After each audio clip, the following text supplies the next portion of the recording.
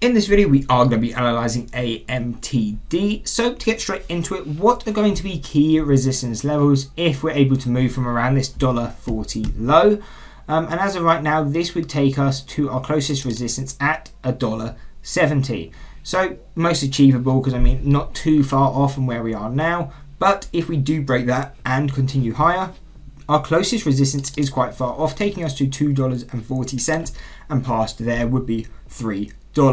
Now, if at an extreme we start pushing, we'll be looking at $3.50, $4.30, $4.60, $5.60, and a final level at $6.90 would be our key resistances to the upside. At least on a statistical bias on the stock, we can't see it pushing up to anywhere near where it went in its original pump.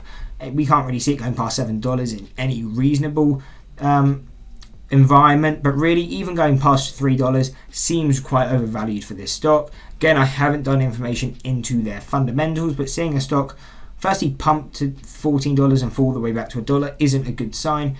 And looking at its chart since IPO, really it's just been a fading chart with the exception of a few occasional pumps. So really looking at it like that, it does seem like a very weak company. And so if you were looking at support levels, what else are we paying attention to?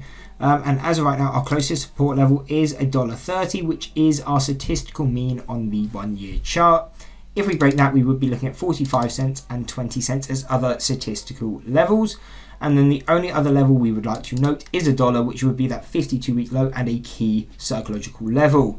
Now, just to note, on this stock, I do not personally hold any shares, any options, or any money held in this stock in any way. So I don't have a bias on whether the stock will go up and down. These are just my resistance and support levels. So whatever way you're looking to trade this stock, if you were trading it, these would just be the levels I would personally be expecting some movement to be happening at.